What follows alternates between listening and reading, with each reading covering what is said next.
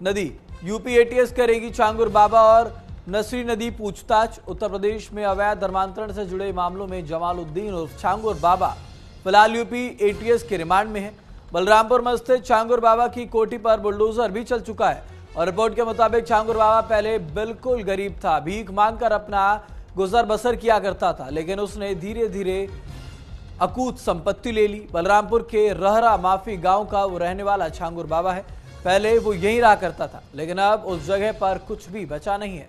वहां बस उनकी पैतृक जमीन है।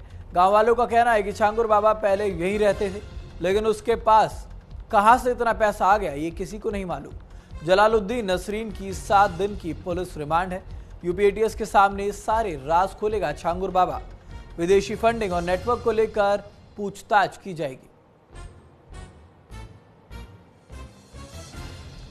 तो जमालुद्दीन और छांगुर बाबा से अब पूछताछ की जाएगी। 7 दिन तक एटीएस पूछताछ करेगी। तमाम बड़े राज खोलने के कयास लगाए जा रहे हैं, क्योंकि बताया जा रहा है जिस गांव में ये बाबा रहा करता था उस गांव में इसके पैतृक आवास के सिवाय कुछ नहीं है।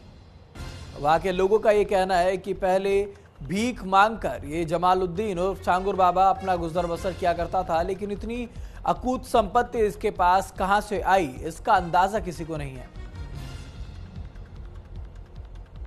तो तस्वीर आपको दिखा रहे हैं छांगुर बाबा के मकान की तस्वीर, जहां पर बुलडोजर कार्रवाई होती हुई नजर आ रही है। बुलडोजर चल रहा है उनके मकान पर। तो यूपी एटीएस को 7 दिन की कस्टडी मिल गई और छांगुर बाबा के खिलाफ लगातार कार्रवाई तेज है।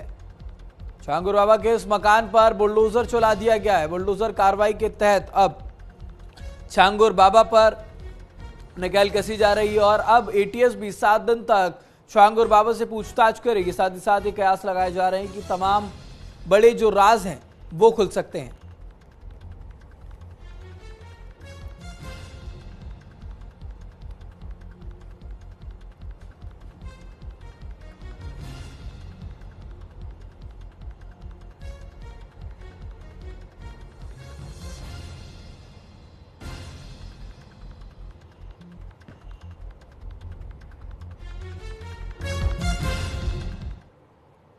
तो अवैध धर्मांतरण के मामले में इस छांगुर बाबा पर अब लगातार नकेल कसी जा रही है। इसके मकान पर भी बुलडोजर चलाया जा रहा है। तमाम कार्रवाई हो रही है और एटीएस को भी अब 7 दिन की मोहलत दी गई है और 7 दिन में ये पूछताछ की जाएगी। बलरामपुर में इस मामले में आपको बता दें कार्रवाई हुई और बलरामपुर में जमालुद्दीन और उसकी साथी नीतू को गिरफ्तार किया गया है। मामले में कार्रवाई लगातार चल रही है और जमालुद्दीन के पास से 100 करोड़ फंडिंग के सबूत भी मिले हैं। तमाम सबूतों को जुटाया जा रहा है। एटीएस लगातार कार्रवाई कर रही है। जमालुद्दीन पर कई लड़कियों के धर्म परिवर्तन का ही आरोप लगाया गया है। अवैध रूप से धर्मांतरण करने का जो आरोप है वो इस छांगुर बाबा पर लगातार लगता हुआ है और गरीब लड़कियों को टारगेट करके ये धर्मांतरण करवाया करता था। तो जबरन धर्मांतरण कराने का मामला छांगुर बाबा पर दर्ज है। कुछ सालों में जमालुद्दीन ने 40 से 50 देशों की यात्रा भी की है, यानी कि जो विदेशी फंडिंग है उसको जुटाने का भी आरोप छांगुर बाबा पर लगा हुआ है। पुलिस को धर्मांतरण का नेटवर्क देश भर में फैले होने का शक है और जिसके आधार पर अब यहां कार्रवाई की जा रही है। तमाम मुद्दों को लेकर पूछताछ की जाएगी। बलरामपुर में जमालुद्दीन और उसकी साथी नीतू को गिरफ्तार कर लिया गया है और अब इस छांगुर बाबा पर तमाम कार्रवाई हो रही है। इसके मकान पर बुलडोजर चल चुका है। एटीएस अब लगातार 7 दिन तक इससे पूछताछ करने वाला है। जमालुद्दीन के पास से 100 करोड़ की फंडिंग के सबूत मिले हैं। छांगुर बाबा ने 40 से 50 देशों की यात्रा भी की है। तो विदेशी फंडिंग का जो मामला है वो भी इसमें साफ तौर पर नजर आ रहा है, जिसको लेकर अब जांच की जा रही है कि आखिरकार ये विदेशी फंडिंग कौन कौन से देशों से आ रही थी।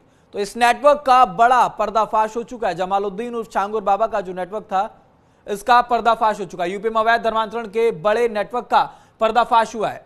यूपी एटीएस ने जमालुद्दीन उर्फ छांगुर बाबा को गिरफ्तार कर लिया है।